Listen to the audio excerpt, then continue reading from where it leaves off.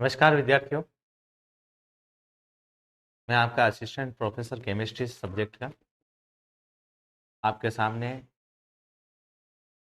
आज स्पेक्ट्रोस्कोपी का ही दो टॉपिक लेकर के आए हैं। लास्ट में अपन ने स्पेक्ट्रोस्कोपी के कुछ दो टॉपिक किए थे, तो ये नए टॉपिक स्टार्ट करेंगे। स्पेक्ट्रम के प्रकार। फर्स्ट टॉपिक का नाम है अपने स्पेक्ट्रम का प्रकार। यस, आज ये नए टॉपिक स्टार्ट हुए हैं स्पेक्ट्रम के प्रकार। विद्युत चुंबकीय विकिरण के द्वारा आपको स्पेक्ट्रम बताए गए थे। स्पेक्ट्रम वैसे नॉर्मली दो प्रकार का होता है। एक होता है अवशोषण स्पेक्ट्रम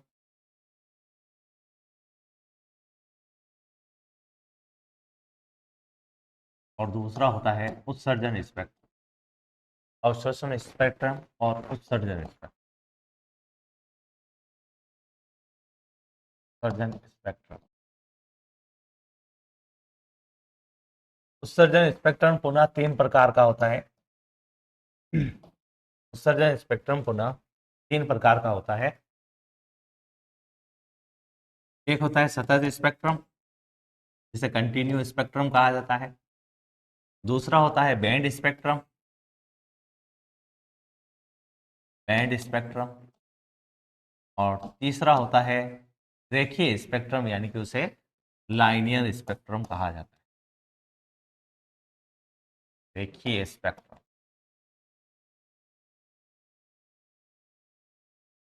इस प्रकार से देखिए, स्पेक्ट्रम के मेनली दो पार्ट है, एक अवशोषण स्पेक्ट्रम और दूसरा उत्सर्जन स्पेक्ट्रम। उत्सर्जन स्पेक्ट्रम में दो पार्ट है, सतत स्पेक्ट्रम, बैंड स्पेक्ट्रम और रेखीय स्पेक्ट्रम। इस प्रकार से ये स्पेक्ट्रम के दो भाग होते हैं। इनके बारे में हम बारी बारी से पढ़ते हैं। पहले पढ़ते हैं अपन अवशोषण स्पेक्ट्रम। स्पेक्ट्रम के दो प्रकार होते हैं, जैसे कि आपको बताया है। नंबर एक है अवशोषण स्पेक्ट्रम। किसे कहेंगे अवशोषण स्पेक्ट्रम? इसकी एक डेफिनेशन है, ये आपको ध्यान रखनी है। स्पेक्ट्रम के टाइप्स आपके सिलेबस में है। जब प्रकाश के स्रोत, यानी कि प्रकाश का स्रोत होगा तथा प्रिज्म के बीच में कोई प्रिज्म लगा हुआ होगा और प्रकाश का स्रोत होगा, उनके बीच में कोई रंगीन विलयन रखा जाता है। ध्यान रखना, यहाँ रंगीन विलयन रखा जाता है या फिर उसकी वाष्प रखी जाती है। या तो रंगीन विलयन होगा या उसकी वाष्प उपस्थित होती है। तो प्रकाश का कुछ अंश अवशोषित होता है। तो क्या होगा, प्रकाश का कुछ अंश वहां से अवशोषित हो जाता है एवं स्पेक्ट्रम के काले बैंड उत्पन्न हो जाते हैं। और वहां पर क्या होगा, स्पेक्ट्रम के काले बैंड बनेंगे। यानी कि ध्यान रखना, पूरा काले बैंड तो नहीं बनते हैं, लेकिन कहीं कहीं बीच बीच में आपको काले बैंड दिखाई देते हैं। पूरे कंप्लीट काले बैंड तो आपके उत्सर्जन स्पेक्ट्रम में प्राप्त होते हैं, लेकिन यहाँ पर कुछ काले बैंड प्राप्त होते हैं।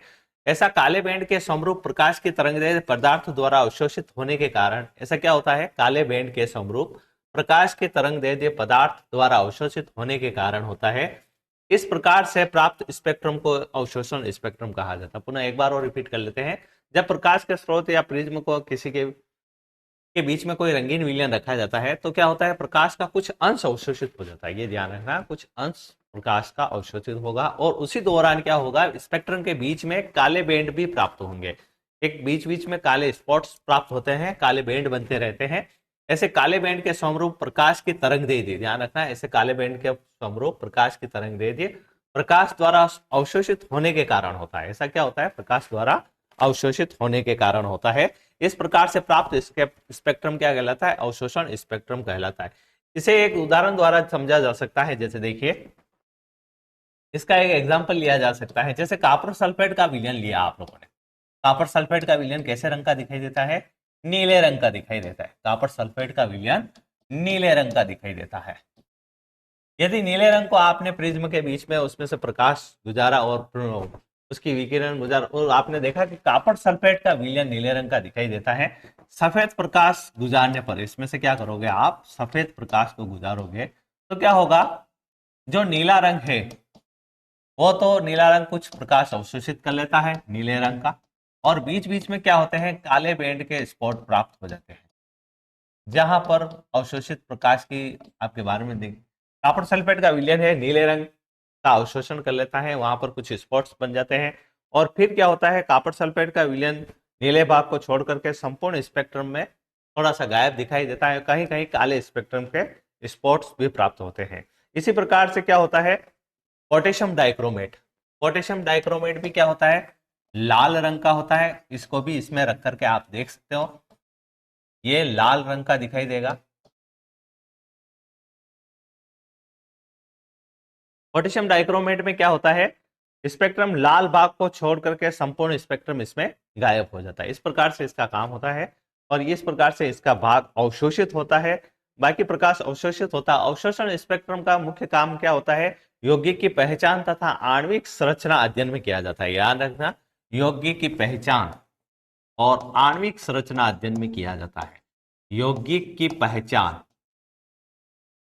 यौगिक की पहचान वह आणविक संरचना में किया जाता है। ध्यान रखें, वह आणविक संरचना में इसका अध्ययन किया जाता है। ये मुख्य रूप से इंपॉर्टेंट है।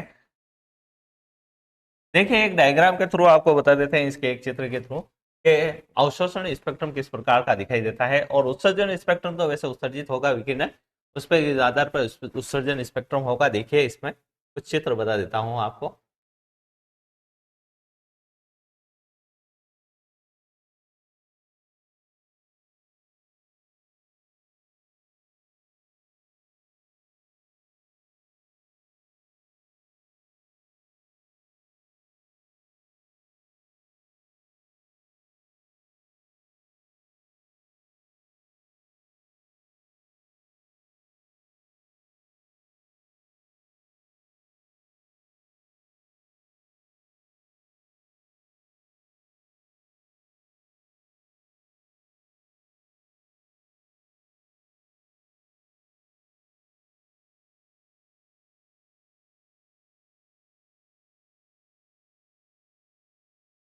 ये देखिए एक प्रकार से स्पेक्ट्रा के बारे में बताया गया है। पहला है आपके एब्जॉर्प्शन स्पेक्ट्रा। ये देखिए हाई डेंसिटी से कोई इसमें से विकिरण को पास किया जाता है तो एब्जॉर्प्शन स्पेक्ट्रा इस प्रकार से बनता है। एब्जॉर्प्शन स्पेक्ट्रा में क्या है, ये रंगीन पार्ट है। जैसे कॉपर सल्फेट का विलयन आपने लिया तो ये रंगीन स्पॉट्स यहाँ बनेंगे, रंगीन दिखाई देंगे। तो बीच बीच में क्या है, काले धब्बे, काले स्पेक्ट्रम भी दिखाई देते हैं इसमें। ये इस प्रकार से खास है एब्जॉर्प्शन स्पेक्ट्रम के बारे में। इसी प्रकार से इसी डायग्राम के अंदर मैं आपको बता देता हूँ इमिशन स्पेक्ट्रा, इसकी डेफिनेशन भी बता देंगे। इमिशन स्पेक्ट्रा में क्या होता है, किसी पदार्थ को आप हॉट गैस में रखोगे या निर्जलित में रखोगे तो इस प्रकार से आपको इसमें तो कहीं कहीं आपको काले स्पॉट्स दिखाई देते हैं, यानी कि काले बैंड आपको दिखाई देते हैं। लेकिन यहाँ पर क्या होगा, काली पट्टियां ही दिखाई देंगी और उसमें कहीं कहीं आपको रंगीन स्पॉट्स दिखाई देंगे। यानी कि जस्ट इसका अपोजिट है, यहाँ तो रंगीन विलयन आपको दिखाई देता है लेकिन क्या होता है, कहीं कहीं ब्लैक स्पॉट्स बने हुए होते हैं। लेकिन यहाँ पर क्या होता है, इसमें ब्लैक पूरा ब्लैक होगा ये, लेकिन कहीं कहीं आपको रंगीन पट्टियां इसमें दिखाई देती है। ये होता है उत्सर्जन स्पेक्ट्रा, इसे बोलते हैं इमिशन स्पेक्ट्रा। इसे क्या बोला जाता है, उत्सर्जन स्पेक्ट्रा बोला जाता है। इस प्रकार से इसमें से रेडिएशन को होकर के पास करेंगे। इसमें ध्यान रखना, इमिशन स्पेक्ट्रा में क्या होता है, जो स्रोत होता है वो स्वयं माध्यम का काम करता है, यानी माध्यम ही स्रोत है। यहाँ पर माध्यम जिसे भी लिया जाएगा वो ही खुद स्रोत का काम करेगा। इसमें खास तरह से ये बात होती है कि इसमें माध्यम जो होता है वो स्वयं स्रोत का कार्य करने लगता है। ये इस प्रकार से ये डायग्राम है आपके सामने बताया गया है। ये खास करके ध्यान रखना, ये एब्जॉर्प्शन स्पेक्ट्रा है जिसमें रंगीन पट्टियां बनती है और बीच बीच में कहीं काले काले स्पॉट्स बनते हैं। और उत्सर्जन स्पेक्ट्रा में क्या होता है, ये रंगीन पट्टियां बनती है। ये रंगीन पट्टियों के बीच में ये देखिए ये रंगीन पट्टियां हैं और इनके बीच में ये पूरा काला स्पॉट काला बना हुआ है, इसके बीच में रंगीन पट्टियां बनी हुई है, यानी कि इसका अपोजिट इसमें होता है।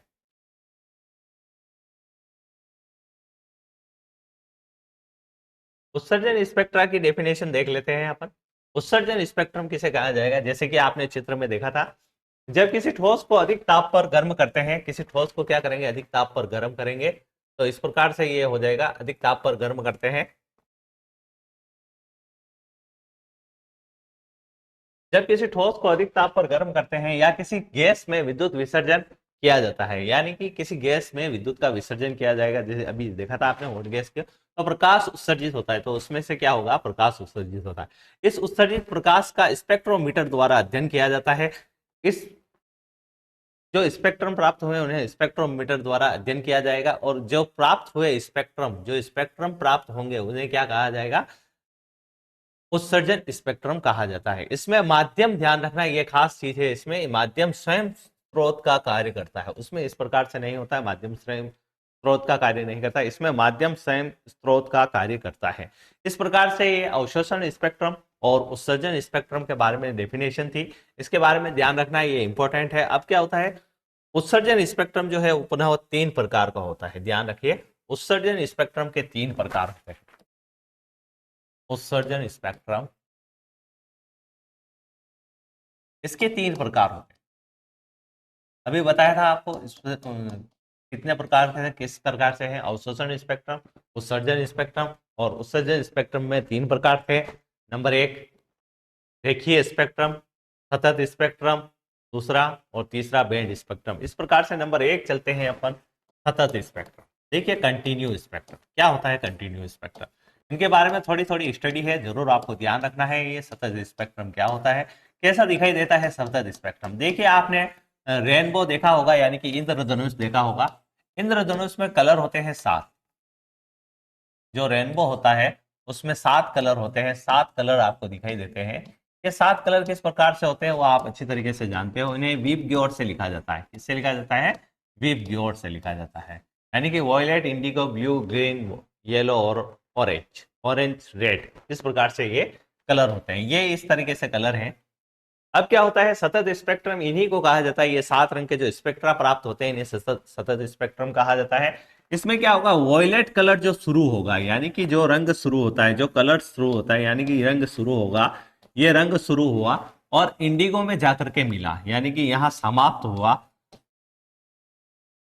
रंग शुरू और समाप्त जो होता है, यहां से शुरू हुआ और समाप्त हुआ, तो आपको इसमें कलर कौन कहां से शुरू हो रहा है और कौन कहां पर समाप्त हो रहा है, यानी कि एक स्पेक्ट्रम से दूसरे स्पेक्ट्रम पर पहुंचने पर यह पता नहीं चलता है कि कौन सा समाप्त हो रहा है और कौन सा चल रहा है। तो इस प्रकार से ये क्या है, वापिस ये इंडिगो कलर जाकर के मिलेगा ब्लू कलर में।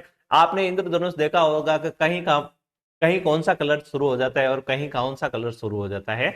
ये एक प्रकार से कंटिन्यूटी है इनकी, ये इस प्रकार से कंटिन्यूटी है। कौन सा कलर किस में जाकर के समाप्त हो रहा है, कौन सा कलर किस में जाकर के नहीं बन रहा है, ये इस प्रकार से इनमें पता नहीं चलता है कि किस प्रकार से ये काम हो रहा है। तो इसे कहा जाएगा सतत स्पेक्ट्रम। यानी कि इसके आप डेफिनेशन लिख सकते हो, कौन सा रंग प्राप्त होता है, कौन सा कहां से रंग प्राप्त होगा और कौन सा रंग कहां पर जाकर के समाप्त होता है, ये इसमें फाइंड आउट नहीं होता है। इसे कहा जाता है सतत स्पेक्ट्रम। यानी कि सीधी सी बात है, इस स्पेक्ट्रम में कोई रंग शुरू कहां से होगा ये पता नहीं चलता है, कहां पर जाकर के समाप्त होगा ये भी पता नहीं चलता है। इसे सतत स्पेक्ट्रम कहते हैं। यानी कि इन रंगों को आप पृथक नहीं किया जा सकता, इस प्रकार से इन्हें पृथक नहीं किया जा सकता, अलग अलग नहीं किया जा सकता, ये एक दूसरे में मिले हुए हैं। इन्हें सतत स्पेक्ट्रम कहा जाता है, इंग्लिश में इसे कंटिन्यूस स्पेक्ट्रम कहा जाता है। ये था सतत स्पेक्ट्रम के बारे में। दूसरा पढ़ते हैं अपन रेखीय स्पेक्ट्रम। दूसरा होगा रेखीय स्पेक्ट्रम। देखिए दूसरा पॉइंट जो है रेखीय स्पेक्ट्रम, जैसा सतत स्पेक्ट्रम में हुआ था उस प्रकार से नहीं होकर के ये थोड़ा सा लाइनियर चलता है। इसे लाइनियर स्पेक्ट्रम कहा जाता है। क्या कहा जाता है इसको, लाइनियर स्पेक्ट्रम कहा जाता है। इसकी डेफिनेशन सुनिए रेखीय स्पेक्ट्रम की। निश्चित रेखाएं होती है, यानी कि स्पेक्ट्रम के विभिन्न रंगों के क्षेत्र में निश्चित रेखा होती है। ध्यान रखना ये निश्चित रेखा होती है। क्या होती है, ये निश्चित रेखा होती है।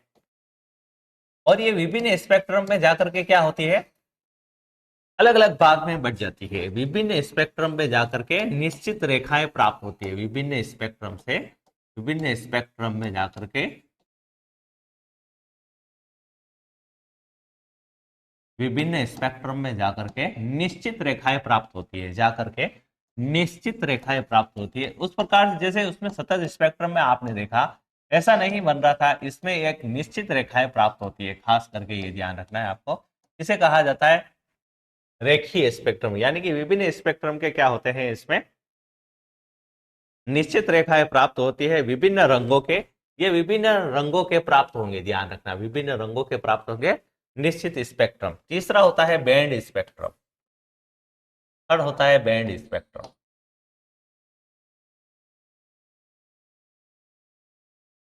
फर्स्ट आप लोगों को बता दिया है, फर्स्ट होता है सतत स्पेक्ट्रम, दूसरा होता है रेखीय स्पेक्ट्रम और तीसरा होता है बैंड स्पेक्ट्रम। इसमें बहुत बहुत पास पास रेखाओं के समूह होने के कारण काले बैंड प्राप्त होते हैं। पास पास रेखाएं होने के कारण क्या हो जाते हैं, काले बैंड प्राप्त होते हैं। पास पास रेखाओं के होने के कारण, पास पास रेखाओं के होने के कारण इसमें काले बैंड प्राप्त हो जाते हैं। रेखाओं के होने के कारण, रेखाओं के होने के कारण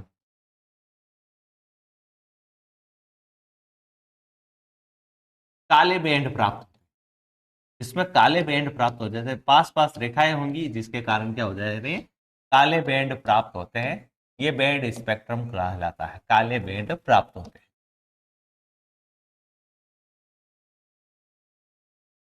इस प्रकार से ये स्पेक्ट्रम के प्रकार थे। आपके सामने ये एक टॉपिक फिनिश हुआ है। स्पेक्ट्रम के प्रकार दो प्रकार है, एक है अवशोषण स्पेक्ट्रम, दूसरा है उत्सर्जन स्पेक्ट्रम। उत्सर्जन स्पेक्ट्रम पुनः तीन प्रकार का है, सतत स्पेक्ट्रम, रेखीय स्पेक्ट्रम और बैंड स्पेक्ट्रम। इस प्रकार से ये स्पेक्ट्रम का टॉपिक फिनिश हुआ है। नेक्स्ट है आपके सामने born Oppenheimer approximation. Born Oppenheimer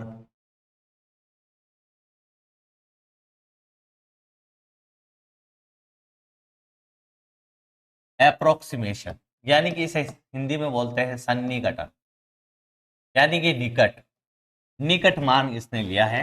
born Oppenheimer approximation क्या होता है मैं आपको बता देता हूं एक स्ट्रक्चर के थ्रू। सिंपल सा काम है, इसका सिंपल सा एक फॉर्मूला है, वो ध्यान रखना है। देखिए बॉर्न ओपेनहाइमर ने क्या बताया था, बॉर्न ने क्या बताया था कि सन्निकट के अनुसार किसी अणु की संपूर्ण ऊर्जा, किसी अणु की क्या होगी, संपूर्ण ऊर्जा, यानी कि उसकी टोटल एनर्जी, यानी कि कुल ऊर्जा, कुल ऊर्जा को आप ई से डिनोटेट करोगे सिर्फ, कुल ऊर्जा क्या होगी, इसकी कुल ऊर्जा है ये क्या होगी, किसके बराबर होगी, इसके कुल ऊर्जा बराबर होगी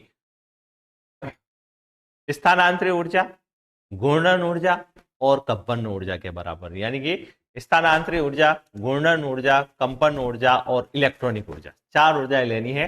कौन कौन सी लेनी है, स्थानांतरित ऊर्जा ईटी, दूसरा आपको लेना है घूर्णन ऊर्जा,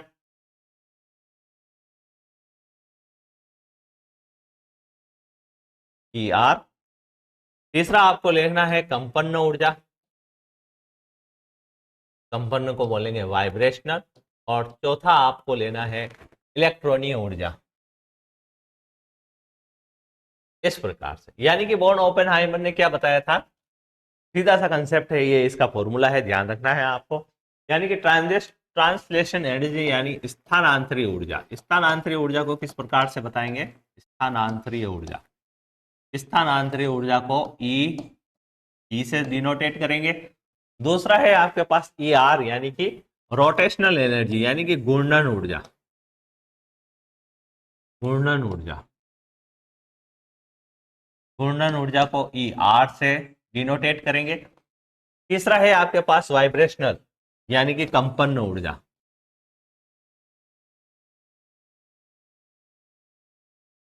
कंपन ऊर्जा, इसे ई वी से डिनोटेट करेंगे। और चौथी है आपके पास इलेक्ट्रॉनीय ऊर्जा, इलेक्ट्रॉनिक एनर्जी भी कहा जाता है इसे, इलेक्ट्रॉनिक एनर्जी, इसे ई और स्मॉल ई से डिनोटेट करें। इस प्रकार से आप यहाँ ई टोटल भी लिख दे, ई टी, ई आर और ई वी और ई, यानी कि इनके योगफल को, इनके योग को कुल ऊर्जा कहा जाता है। यानी कि इनकी कुल ऊर्जा का मान किसका बराबर होता है, translation energy, rotational energy, EV energy और इसके बराबर होता है। यानी कि ये चार पद आपको ध्यान रखने हैं। बॉर्न ओपेनहाइमर ने वैसे क्या बताया है, पूरा सुन लीजिए। किसी अणु की संपूर्ण ऊर्जा, किसी अणु की संपूर्ण ऊर्जा उसकी स्थानांतरित ऊर्जा, घूर्णन ऊर्जा, कंपन ऊर्जा और इलेक्ट्रॉनिक ऊर्जा के योग के बराबर होती है। बीच बीच में प्लस का साइन है, इनके योग के बराबर होती है। इसके विपरीत क्या होता है, इन सभी में क्या होगा, इनके स्थायित्व का क्रम, यानी कि इनका जो स्थायित्व होगा वो किस प्रकार से होगा, ई का मान, ई का मान जो होता है वो सबसे अधिक होता है, किससे, आप उल्टा लिखते जाओगे, ई वी से, और ई वी का मान अधिक होता है किससे, ई आर से, और ई आर का मान सबसे अधिक होता है ई टी से। यानी कि क्या हुआ, सबसे कम मान जो हुआ, सबसे कम जो ऊर्जा का मान हुआ वो हुआ ई टी का। है बात समझ में आप लोगों को। ई टी का मान जो होगा, स्थानांतरित ऊर्जा का मान सबसे कम होगा, यानी कि ई टी का मान सबसे कम होता है, इसका मान ये नगण्य होता है। कितना होगा? नगण्य, यानी कि इसको आप समीकरण में इंक्लूड नहीं करेंगे। तो अब फाइनली बॉर्न ओपेनहाइमर के फाइनली समीकरण क्या हो जाएगी? देखिए, ई टी को आपको इंक्लूड नहीं करना है, बाकी 1, 2 और तीनों को इंक्लूड करना है। अब आपकी फाइनली समीकरण क्या हो जाएगी? बॉर्न ओपेनहाइमर की कुल ऊर्जा का मान, यानी कि अब जो समीकरण होगी वो किस प्रकार से होगी? देखिए, ई का मान किसके बराबर होगा? ये ई का मान किसके बराबर होगा? रोटेशनल एनर्जी के, दूसरा वाइब्रेशनल एनर्जी के, और तीसरा होगा आपके इलेक्ट्रॉनीय ऊर्जा के योग के बराबर होता है। इस प्रकार से आप डेफिनेशन पूरी सी चेंज हो गई है। और थोड़ी सी क्या चेंज हुई? कुल ऊर्जा का मान, रोटेशनल एनर्जी यानी कि उसकी घूर्णन ऊर्जा, और वाइब्रेशनल एनर्जी यानी कि उसकी कंपन ऊर्जा, और इलेक्ट्रॉनीय ऊर्जा यानी कि उसकी इलेक्ट्रॉनीय ऊर्जा के योग के बराबर होती है। इस प्रकार से अब ये फॉर्मूला हो गया है, ये बॉर्न ओपेनहाइमर का फाइनली इक्वेशन, बॉर्न ओपेनहाइमर।